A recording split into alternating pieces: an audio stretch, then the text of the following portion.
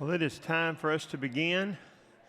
If you would be finding a place to sit down and open up your Bibles to Mark chapter 8. Towards the end of the chapter is where we're studying from. We're glad to see everybody out this evening. Glad that you've made the effort to be out. It's funny, the buzz in the air about the snow that's coming tomorrow, the different effects. I've seen a couple of teachers come in and say, all right, I'm doing good. We don't have school tomorrow. And I've seen a few grandmothers come in and say, I don't know why they've cut down school tomorrow. So, yeah, it depends on perspective.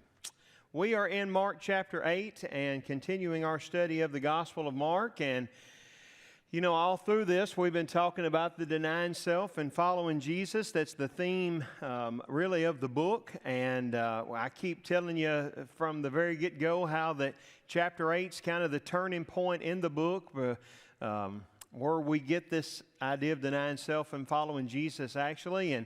And we've been building and building and building, and now we're finally here at this big turning point of the book. We've talked about this cyclical nature, especially in the first 8 chapters of the book, of how you have these miracle sections where Jesus is proving that He is the Messiah, that He is God the Son.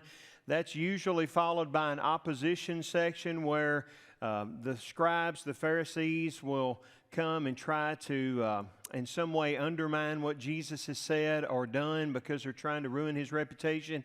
That's usually followed by a teaching section where Jesus has to either deal with them or then one or the other, if not both, deal with them or bring us the followers that He has aside and teach them the other side of what the religious leaders are not telling. And we've seen that all the way up here even to the middle of chapter 8, towards the end of chapter 8. You recall last week we ended off talking about Jesus had fed the 4,000 and the disciples were the 12. We've talked about the differentiation in Mark about that. But the 12 were directly involved. There were the disciples that were there that were directly involved and saw that.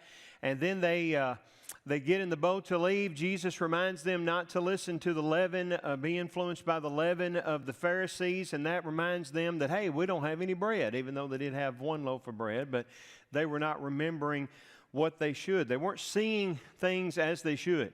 And then that brought us down to this healing of the blind man that we talked about last week, and how unusual that miracle was because it was in stages. You know, Jesus healed him, and it was only a partial healing. The guy said, I can see men moving around, but they look like trees walking, because he couldn't see very plainly or very clearly. And then Jesus does something again, and then the guy can see plainly or clearly. And we talked about last week that it's not that Jesus just misjudged the amount of power He needed to use or didn't do a good job of healing. This was a lesson for the disciples that you may not be seeing clearly right now, but if you'll stick with me, then later on you'll see more clearly. Well, that brings us to this section that is so pivotal and key for the book of Mark. And I don't know that we'll get through all of this evening. If not, we'll pick up next week. But I don't want to rush through what we're going to talk about tonight, because it's so, again, pivotal to understanding this book. And even beyond that, is very pivotal in us understanding what it means to follow Jesus. So we'll jump right into verse 27. But as we do so, as we talk about Peter's confession of Jesus as the Christ, remember the context of that man who couldn't see clearly yet. And remember how that Jesus used that word yet a couple of times. It's not that they couldn't see clearly, the disciples. They just weren't seeing clearly yet. But in verse 27 it says, Jesus went with His disciples to the villages of Caesarea Philippi, and on the way He asked the disciples, who do people say that I am? Now, I've told you this before. One of my favorite things to study in the Bible is questions. One of my, in particular, favorite things to study is the questions that God and Jesus asks. Jesus is not asking this question because He's taking a poll. He's not asking this question because He doesn't know. Jesus knows what the people are saying about Him, doesn't He? He's Jesus, right? He knows what people are saying about him. But again, this is a teaching exercise for the disciples. It's leading to the reason why that God asks questions is because he's wanting to get the person that he's asking the question to, and then those of us that come along later and read what's been preserved for us, wanting to get us to thinking about what is it that God's pointing to? What is the answer here? What is the way of thinking or the rationale that's behind this? Who do people say that I am? Well, in verse 28, they told him, John the Baptist, others say Elijah, and others one of the prophets. Now, that's interesting because if you think back to, in fact, we'll jump back over to Mark chapter 6. Mark 6. Maybe that's coming up on the screen there. Yeah, Mark 6 and verse, this is when Herod is trying to figure out about who Jesus is. He's asking when King Herod heard of it, he's wanting to know who Jesus is. Some said John the Baptist has been raised from the dead. This is why these miraculous powers are at work in him. Others say he's Elijah. Others say he's a prophet, like one of the prophets of old. Of course, when Herod heard all of those different answers, he locked in on John the Baptist raised from the dead. You remember we talked about in Mark 6 about the fact that that he thought that this was John the Baptist raised from the dead, come back to seek vengeance on Herod who put him to death. But these answers or these suppositions about Jesus have been going on for a while about who it was that Jesus was. And the reason why is because of the fact that, they're seeing something different about him. What all of these answers, John the Baptist and Elijah and the other prophets, what they all have in common is that they were all prophets, right? They were all people that anyone there recognized that they were spokesmen for God. They're not just the average people walking around teaching or preaching or making suppositions. These are people that are speaking for God. When you're talking about John the Baptist, some people didn't like what he taught, but they recognized that John the Baptist was from God. Some of the people didn't like what Elijah had to say. But everybody was in agreement that what Elijah was preaching and teaching came from God. People didn't like some of the things Jeremiah had to say or Hezekiah or any of the other ones, but they all recognized that these guys were not just out here telling you what they thought about things, that they were all from God, sent by God with a message that came from God. And that's what they're recognizing about Jesus, is that he's not just the average rabbi. He's not just the average teacher. He's not just the average guy that's of Jewish descent that's walking around preaching and teaching. There's something different about Jesus, in particular because of the miracles that he was performing. But just like that blind man, they didn't think he was different enough. See, they didn't get that he was the Messiah. They didn't get that he was God the Son. They recognized that he was different, but they weren't seeing clearly. They were seeing like trees walking around. Are you with me? They weren't seeing clearly enough. And that's why the follow-up question that Jesus gives is so important, because in verse 29, Jesus asked them, "But who do you say that I am?" And that's significant, because their answer should have been different from the average person. And the reason why is because there were a lot of people, these crowds that we've been talking about from chapter 1, that kept growing and growing and growing. Whether you're talking about Jewish territory or Samaritan territory or Gentile territory, on the west side of the Sea of Galilee, on the east side of the Sea of Galilee, wherever Jesus went, the crowds kept growing. And there were lots of people that came to Jesus for a lot of reasons. Some because they wanted to be fed, some because they wanted a miracle done for them, in particular a healing or whatnot done, some because they were curious, whatever. But after they got what they were looking for, they left. And all of them weren't there for the whole time. In fact, some of them had only recently begun to come around where Jesus was. The difference in men, the crowds, and the followers of Jesus, the disciples of Jesus, is they had been there, some of them the whole time, right? You think, especially like Peter and Andrew and James and John, they had been following Jesus from the very beginning of his ministry. And a lot of these others had been there throughout if not all, a majority of Jesus' time on earth. How many miracles had they seen? You remember whenever they're in the boat previously in this chapter, when they're in the boat and they're worried about not having any bread, you remember what Jesus asked them? When I fed the 5,000, how many baskets did we pick up? And you remember the disciples answered the right answer. Why did they answer the right answer? Because they were there, right? And they remembered. When we fed the 4,000, how many baskets did we pick up? They answered correctly because they remembered. They were there. So they had greater insight. In fact, some of the disciples had been with Jesus at times in which there were miracles that the general population couldn't have seen. Like whenever he calmed the sea out in the boat, when he walked on the water. Like the times when he would take Peter and James and John in with him to see about the little girl that had died. And we're going to see in the next chapter over in Mark, there's going to be another time that Peter, James, and John are going to be privy to a private miracle. So their answer should have been different, because they were not just general people that had heard about Jesus, that had learned about Jesus, that had seen Jesus or had some interaction with Jesus. These were the people that had been following Jesus. And if you ask them, who are you? They would have said, we are followers of Jesus. We are, as we talked about last week, we're the professional followers of Jesus. We've left everything, our careers, our families, whatever, to follow Jesus. So what's your answer?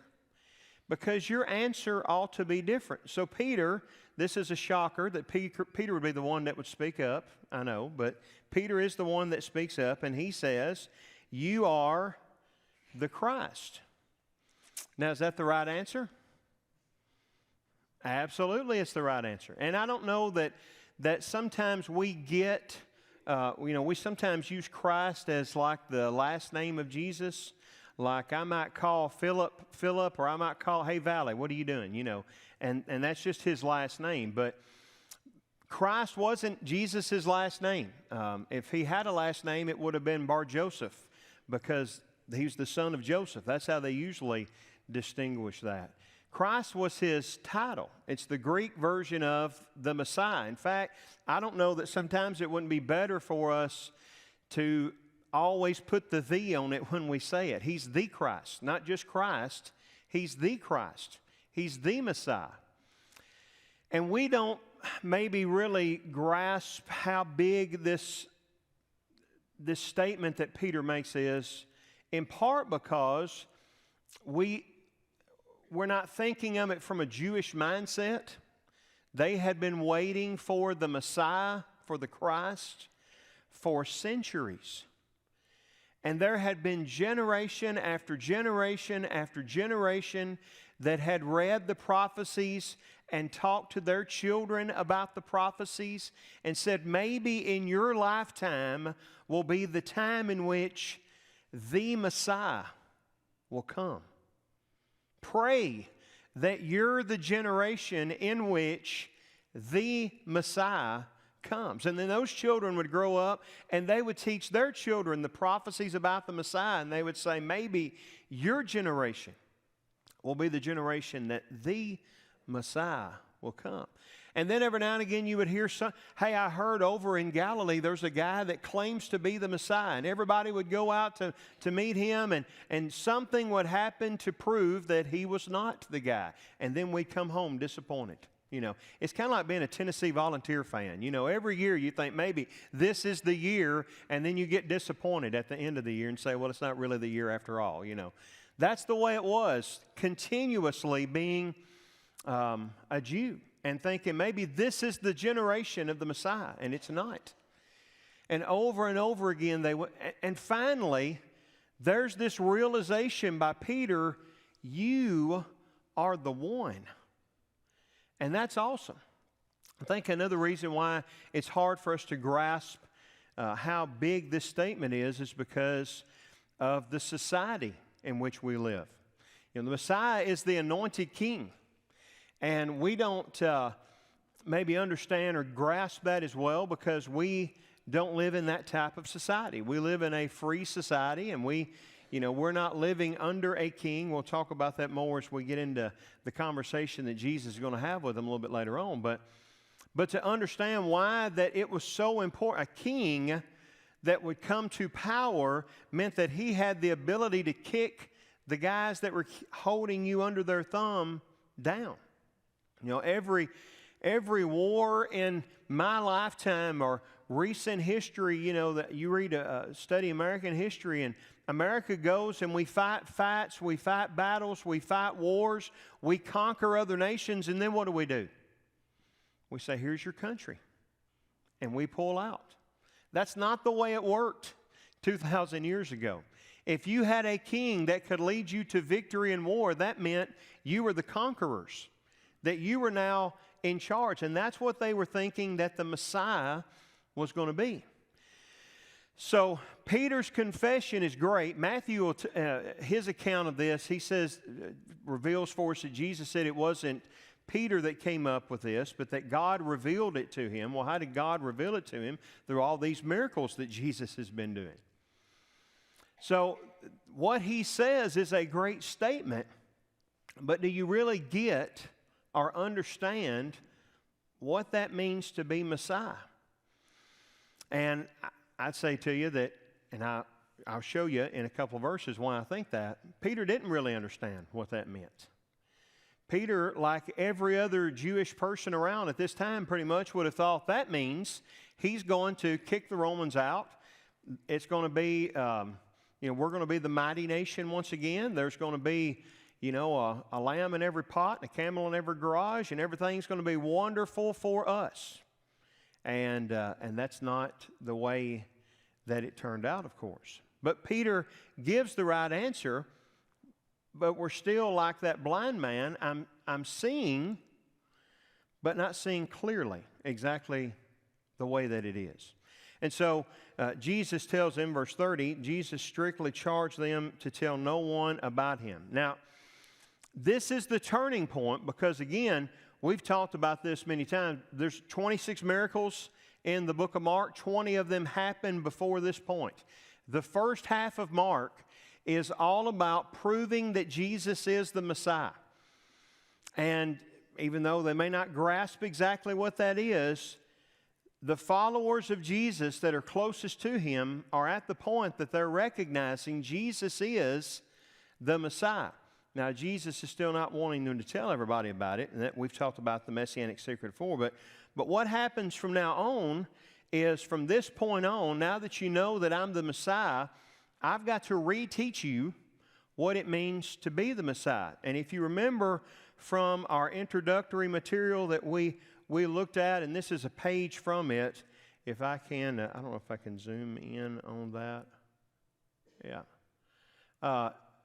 This is a page from, I think there's a few of them left out there on the cabinet out there, but one of the things that we talked about is in the second half of the book, you have all these suffering statements. In fact, verse 31 that we're fixing to get to is going to be the first of those suffering statements. And over again, from chapter 8 to chapter 14, I've taught you up to this point, all of these miracles, 20 out of the 26 miracles, that I'm the Messiah. From this point forward now, I've got to teach you what that means to be the Messiah. Because, again, their mindset is that he's going to be the king that sits on the throne.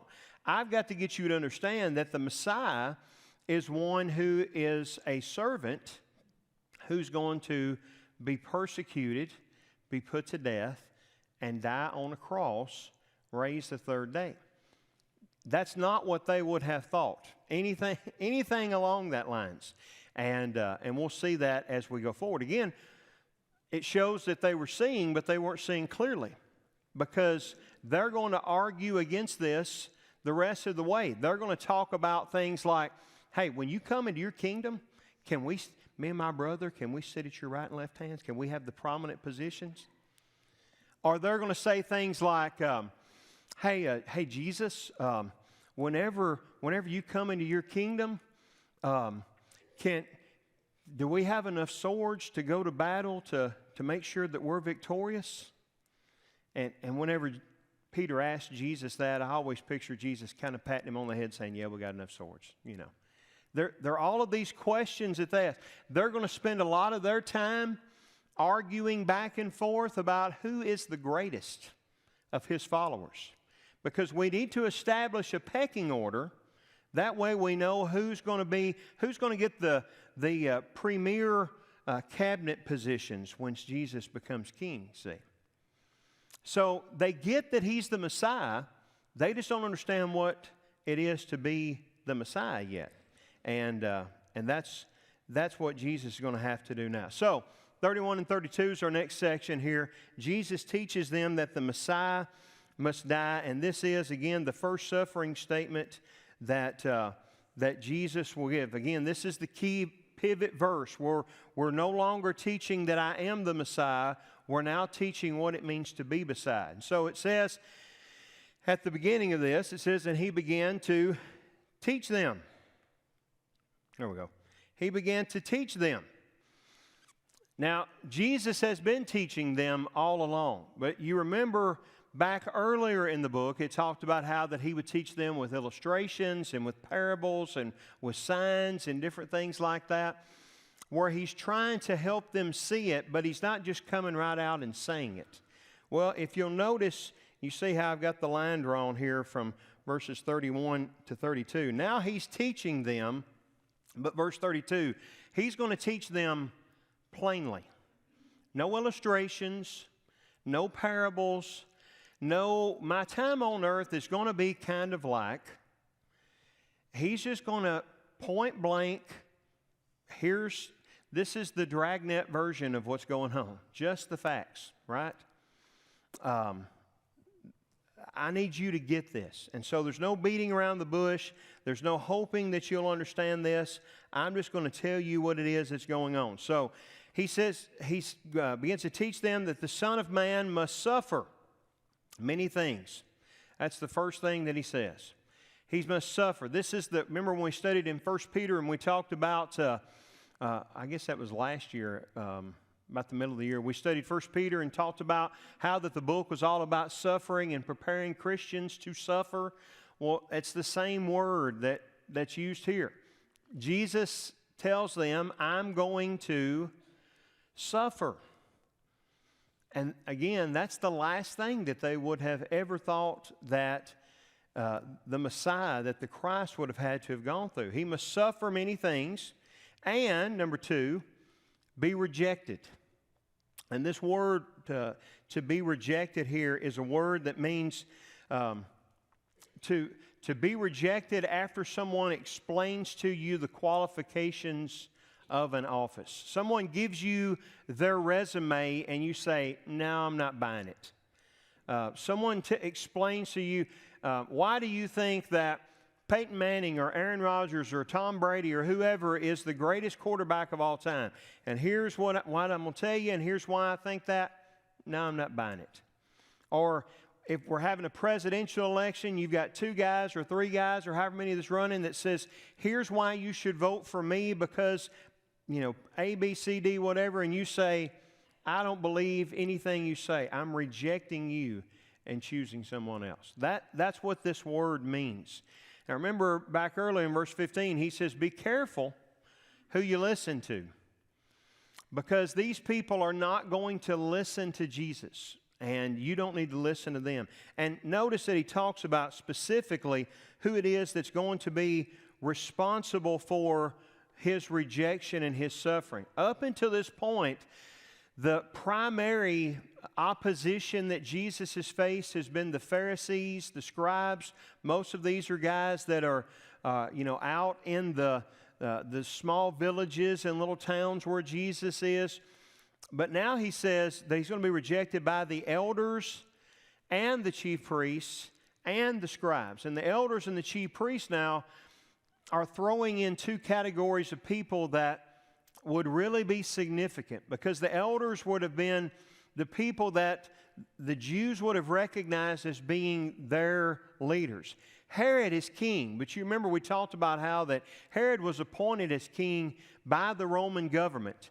He was a puppet put in place by the Romans. And so the people didn't recognize him as being really their leader. Who they recognized as their leader was the elders. These are the older men, the wise men that would have sat outside the city gates that they would have gone to and asked them to make judgments on different matters. And the chief priests. These aren't just the religious leaders out in the countryside congregations. These are the religious leaders that are there in Jerusalem at the temple. These are the guys that they would have, the nation of Israel would have most recognized as these are the ones in charge of us. These are the guys that God has put in a position of leading us. Now, the problem with these guys, these elders and chief priests and scribes, is that they had, and this has been the tension that's gone on so far in the ministry of Jesus, is these guys wanted to be large and in charge. And you remember all the way back in chapter 1, what Jesus came preaching was the rule and reign of God. And they don't want God to be in charge. They don't want God to sit on the throne. They want to sit on the throne, which really is the problem with Peter's confession, in that you're the Christ, you're the King, but I want you to rule like I want you to rule. I want you to reign like I want you to reign. And when you really get right down to it, isn't that our problem today? Isn't it easy to say I'm a follower of Jesus? Isn't that easy? Isn't it? Are y'all asleep? Isn't that easy? We can all do that easily. Isn't it easy? We sing songs about Jesus is Lord, my Redeemer, right? You're the one, you're the only one. It's easy to sing those songs, isn't it? It's easy to say we want him to be king, but when the rubber meets the road, are we willing to let him sit on the throne of our lives? See, that's the issue here. And so he's going to suffer, number one. He's going to be rejected, number two. He's going to be killed, number three. This is the first suffering statement of Jesus. This is also in the Gospel of Mark the first time that Jesus has mentioned anything about the fact that I'm going to die. So you can imagine how, it's easy. We've heard about it all of our lives. Jesus came to die. Jesus, was sent to the earth to die on the cross. God so loved the world that he sent his... But when you've all your life been taught and thought that Jesus is to be the conquering king, and he says, now that you get who I am, let me tell you what's going to happen. I'm going to be killed. That would be earth-shattering, shaking news for these people. And so, first time he's ever told them this, you can see why that would be shocking for them. So he's going to suffer, he's going to be rejected, he's going to be killed. And then number four, after 3 days, rise again. This is the first mention of the resurrection, which totally new concept. Now, there's been people that's been raised from the dead, but every time they were raised from the dead, what happened to them? They died. I probably told you this before, but I'll keep telling you because it's one of the, to me, the funniest things in the Bible. It doesn't record for us. I can't imagine what Lazarus thought when Jesus said, Lazarus, come forth. I picture him walking out going, man, what'd you do that for? But he had to one day go back and do that again. And I also think about what a powerful preacher he could have been if he was one that, because he could tell with authority what happens after. But I'm going to come out of the grave, never to go back in the grave. That's something we've never thought about or talked about. And then again, verse 32, it says that he said this plainly. That's pretty plain, isn't it? Look, guys, here's what's going to happen. I'm going to suffer. I'm going to be rejected. I'm going to be put to death. I'm going to be resurrected 3 days later. Any questions?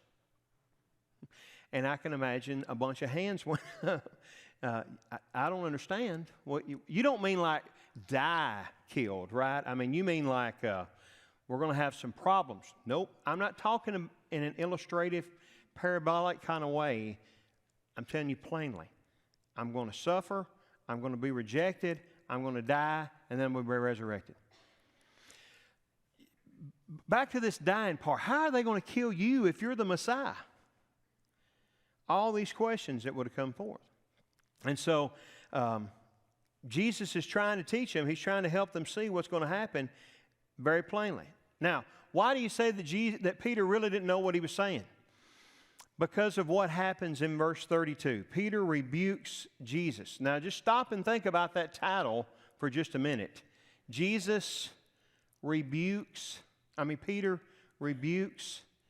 Jesus. Sometimes I will see a 7-year-old that will put their hands on their hip or point their finger at their mom and daddy and say, "You don't tell me what to," And I back up because I know what would have happened if I'd have done to my parents. And I don't want to be in the blast zone at all, Even greater, to think about Peter, you just got through saying you are the Christ. You are the Messiah. You are the King. And he rebukes him. And that's exactly what the text says. And the rest of verse 32, Peter took him aside, that's Jesus, and began to rebuke him. So you've got all these questions that they would have, and Peter grabs Jesus by the hand and pulls him over to the side and said, "Look, I don't want to embarrass you in front of everybody else, but I hate to tell you this, Jesus, you got that way wrong, what you were telling them." I mean, that's literally what he does, except in a much harsher rebuke is get on to them. Jesus, how in the world, what gives you the right to say something like that? Do you remember what you just said about me, Peter? You are the Christ, the Messiah, the anointed King. Now, why would Peter do that? Well, I've got a couple of suggestions on the screen that I've got written in my Bible. I think the first reason why that Peter rebukes him like this is because Peter genuinely loves Jesus.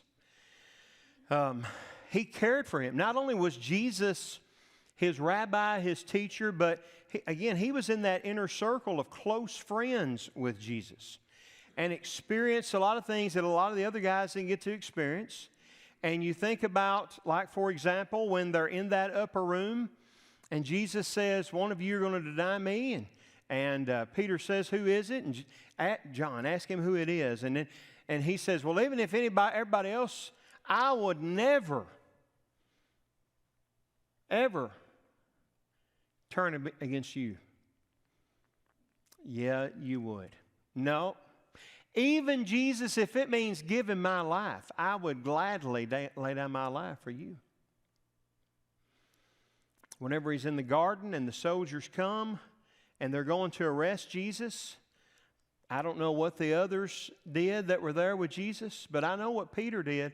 Peter did the same thing that I would do if somebody tried to attack my wife or my boys or my mama and daddy.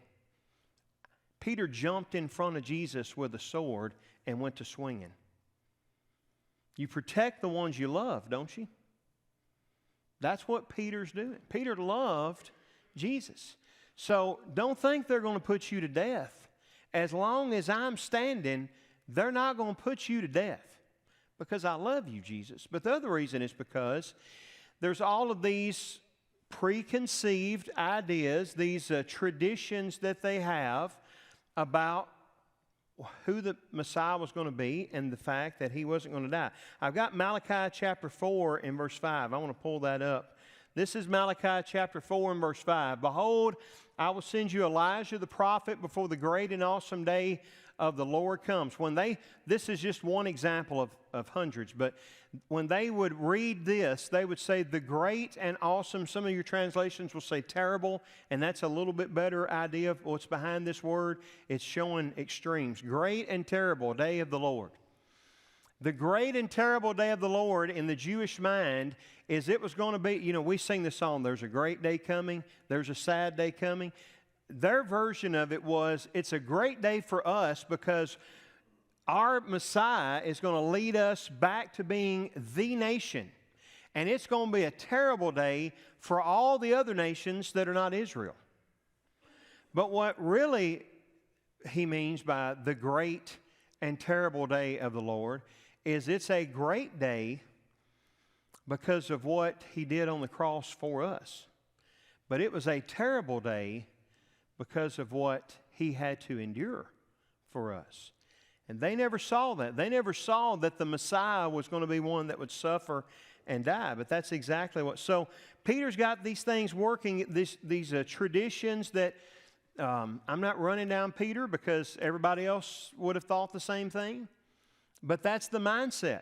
You're not going to die because Messiah doesn't die. And you're Messiah. Peter saw that he was different, but he saw like men walking around like trees. He didn't see clearly. And so then after Peter rebukes Jesus, verse 33, Jesus rebukes Peter. But turning and seeing his disciples, see, Jesus sees all of the disciples. So he's got to get on to Peter, but he's got to get on to all of them to make sure that they all get this point. He turns and sees all of his disciples, and he rebuked Peter. See, what you're saying is not the truth. And I've got to get you to understand that, and I've got to get everybody else to understand that. Remember, Peter drew him aside, drew him off on the side. Whether the other ones could hear him or not, it doesn't tell us, but it seems like that was the intent of him taking him off to the side. But maybe Jesus recognized that Peter wasn't the only one thinking like this, but like a lot of times, Peter was the one that would step up and say something. So he rebukes him, and how he rebukes him is he says, "Get behind me, Satan." That's pretty harsh, isn't it? But the name Satan just means adversary or enemy. I don't know that Jesus was actually saying you're the devil incarnate here, but you're my adversary because of what you just said. See, I want you to be king. I want you to be Messiah. I want you to be the anointed one. I want you to be the Christ. But here's the truth of the matter, Jesus. I want you to be the kind of king that I want you to be. Now, isn't that the way we act? When we start statements like, I don't think Jesus would, well, what does the text say Jesus would do or not do? When we say, well, I know that's what the Bible says, but what I think we ought to do is, or I would rather us, or my preference is, and let's put that ahead of what Jesus says, what are we doing? We're not letting him rule and reign, are we? And that's what Peter's doing here. I want you to be the king, but I want you to be the kind of king that I think you ought to be. That's going to do the things for me that I always have thought you were going to do for me. And really the question is who we allowing to influence us? That was what he warned them back earlier when they're getting in the boat. Who are you allowing to influence you? If man's what's influencing you, then you're my adversary. Notice what he says here. He says, "For you're not setting your mind on the things of God, but on the things of man." What God's plan is, what God's will is not what is of most important to you, Peter. What's most important to you is what you've always been taught about, that the Messiah is going to be the king that's going to lead us to prominence. And so he has to get on to him. And then we'll talk a little bit about, we'll try to get to the end of the chapter at least. Maybe we won't get into chapter 9. But notice what he said. This is the cost of discipleship. This is well, what we're going to do. We're just going to pause right here, and we'll pick this up next week because I don't want to rush through it. So what Jesus is going to do next, starting in verse 34, is he's going to say, if you really want me to be king, if you really want me to be the Christ, the Messiah, the Anointed One, then you've got to let me sit on the throne and not you. You've got to follow me. And ultimately, he's going to tell them in these next few verses what that looks like, what it means to follow Jesus. It's not just saying, well, Jesus is my Lord, or Jesus is my King, or Jesus is the Christ. It's, are you denying yourself? I'm not recognizing myself as being on the throne. Are you willing to put yourself to death? Because that's what it meant to take up a cross.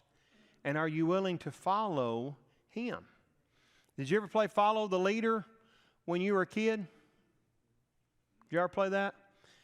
Did you ever play it where you were the follower and the leader? Maybe some only child in here, I don't. You can't be the follower and the leader, can you? It's impossible.